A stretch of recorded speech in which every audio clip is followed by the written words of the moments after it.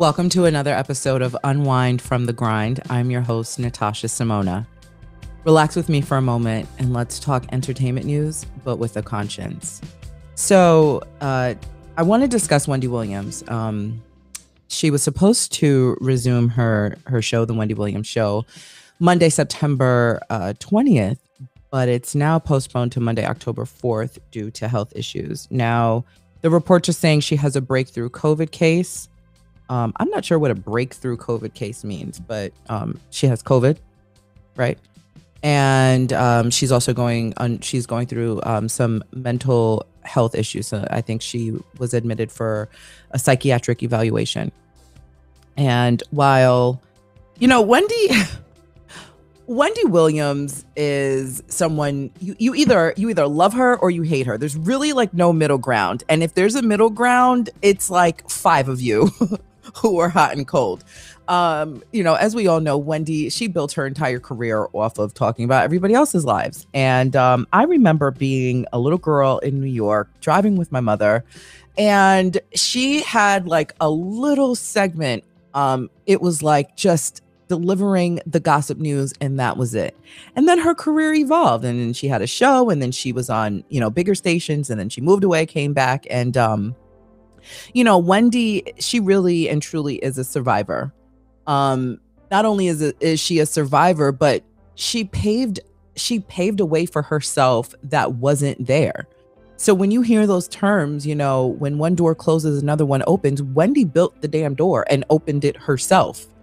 And whenever a door closed, she didn't wait for another door to open. She built the door and opened all of her doors her damn self. And,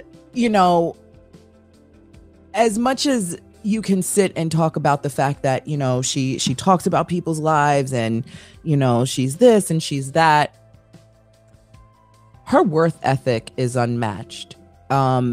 Just listening to her stories from, whether you've worked with her or she told a story herself about, showing up to work a couple of hours early, her show prep, and just really the focus on what she wanted out of this life and going after it. It's admirable. In any field that you're in, you have to admit that her path is admirable. She's a woman. She's a go-getter, big time. And while you might not like the fact that she has built her career off of talking about people's lives, there's other people that do it too, right? God rest the soul of Joan Rivers. She did it too. And one thing with Wendy is, in her time, there was no one else doing it like her. She found a niche, she found a lane, and she drove that car through that lane, and she's still going. And she was one of the first to get a syndication deal, one of the first to bring the cameras into the studio and everything. So I, as a young girl growing up in New York, I had a loud voice. I was the one that got the report cards that said talks too much. I was the one that was the biggest in the room. I was literally bigger than everyone. And getting to know Wendy in this entertainment space and as this little girl trying to find an identity with someone that looks like me. There was Roz Abrams. She delivered the news on ABC in New York. Rolanda Watts, who has a deep voice, who I can proudly say I know today. There's Ann Tripp, Deborah Howell, Pat Prescott. These women, Wendy Williams, of course, as we're talking about her, these are women that someone like me with a deep voice grew up listening to and wanting to be like. And while my family had a path for me, I knew that these women did it, and they're still doing it today because they're all alive. Thank God. And Wendy,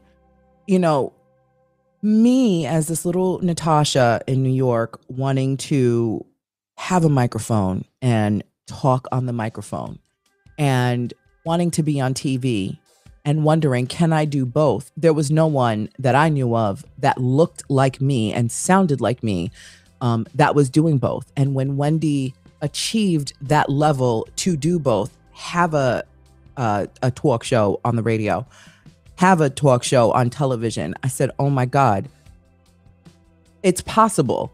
Do you know what I'm saying? If there's no one doing the thing that you want to do in this life, you can only spend the rest of your life figuring out and navigating how to do it until you do it, or you can look at an image of someone doing exactly what you would like to do or a similar thing that you'd like to do and achieve that and know that it's possible.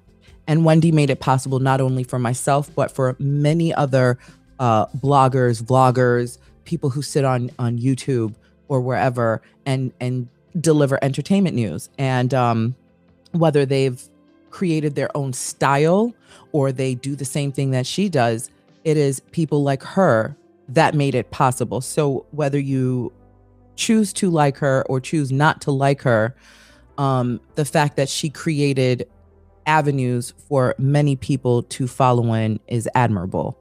As we all know, Wendy has dealt with her battles with substance and drug abuse. And she had a very public divorce from her ex-husband, Kevin Hunter, back in 2009. And it's funny when I have conversations with people and they're like, you know, she has such a big mouth and she's so comfortable talking about everybody. Now that she's going through her stuff, she's silent. Now, one thing you have to understand with people is they might be comfortable doing something for other people or to other people, which you can say is wrong, but they don't know how to project themselves when they're faced with that kind of adversity. And it's obvious that Wendy is one of them. And guess what? That's okay.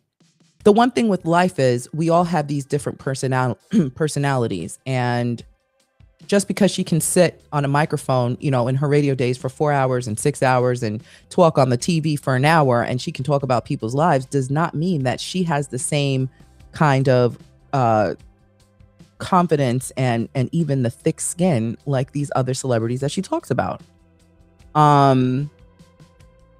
And I wish that we lived in a world where we understood what grace meant. Hard to say, right? When we're talking about the gossip queen. Not to say that she doesn't understand what grace means, but it's her job. It's literally her job to talk about people.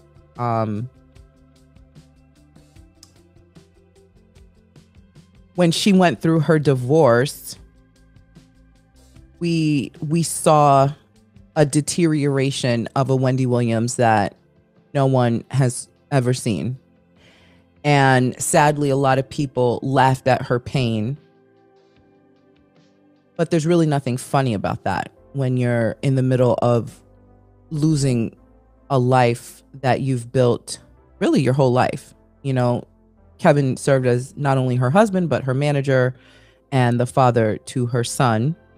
And, you know, with what we know that was given to us about their marriage, they had some hard times. Who doesn't have hard times in their marriage and relationships? And, you know, Wendy's just a public figure and we publicly saw a lot of what was going on. And he also he had a baby with one of the women that he was cheating on her with. That's hard, you know. And as Wendy Williams, you know, sitting on a stage talking about other people, can you imagine every day she shows up to the set and throws on her wigs and throws on her fancy outfits, and now she's about to talk about, you know, one of your favorite celebrities, while in 45 minutes, and you know, when she turns off the lights and the cameras and hops back in her car and heads over to her mansion in New Jersey, her empty mansion, she now has to live with her own mess.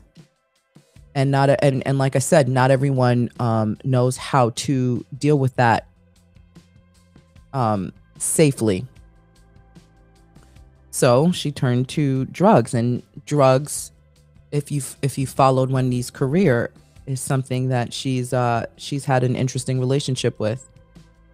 And if you really don't know what and how to get over life circumstances, you're going to turn to what makes you comfortable, what you know is going to ease your pain and soothe you. Do you know what I'm saying? Unfortunately, some people don't come back from that. People overdose. Some people end up just completely strung out on that stuff, and there goes the rest of their lives. So I'm happy to know that she's got a good support team around her to not allow her to just completely fly off the deep end. But at the end of the day, you know what I mean? Like, there's only but so much your team and your people can really do to hold you together.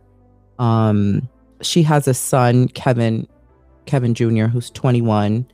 And, you know, Wendy, there's so much life left. She's 57 and she's achieved so much from the start of her career to now.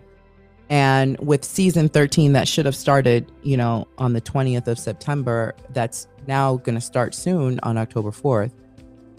There's so much more that she can achieve and accomplish. I was telling a friend today, we don't know. I say this all the time.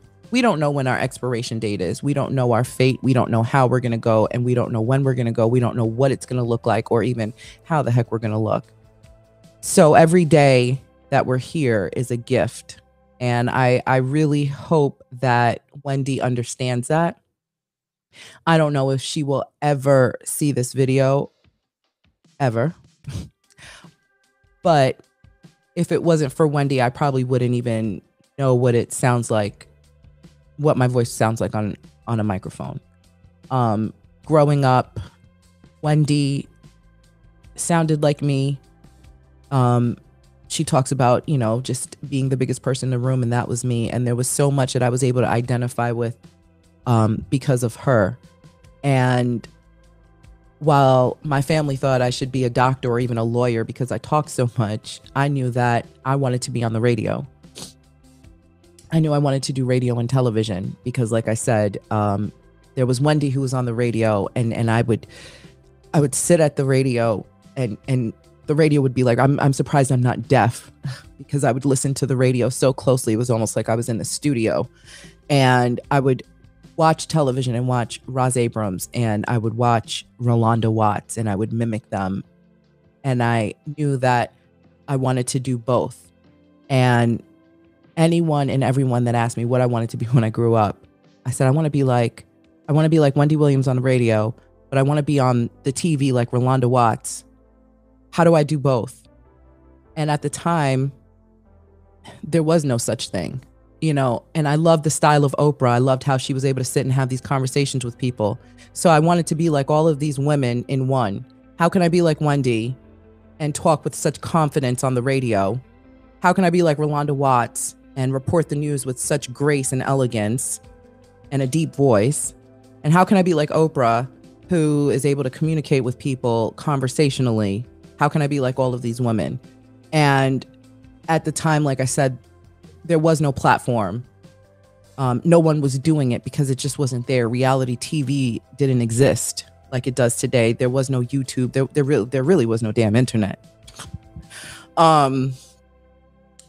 So Wendy, as one of these women who gave someone like me, Natasha, the possibility and hope to be on the microphone because it's such a male-dominated industry, I just really want to say thank you. I don't know if I'll ever be able to say this to your face. I've been to your show 1,000 times, and as you go around and you shake hands, and you would see me come time after time, and you would recognize, you recognize your people who show up in the audience. That was as much conversation as we've ever had.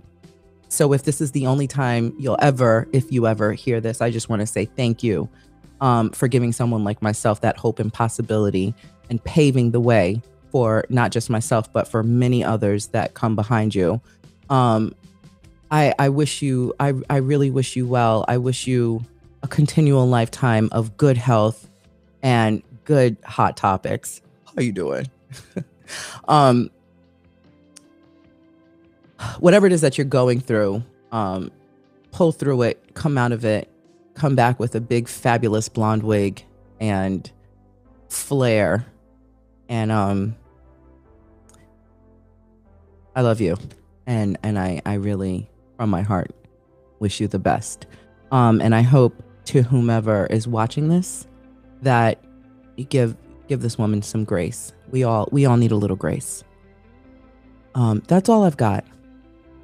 Thank you so much for watching Unwind from the Grind. I'm your host, Natasha Simona. If you've enjoyed what you heard, please follow me on my YouTube page. You can find me under Natasha Simona, and I'm on Instagram at I am Natasha Simona. Again, this is Unwind from the Grind. I'm Natasha Simona. See you next time.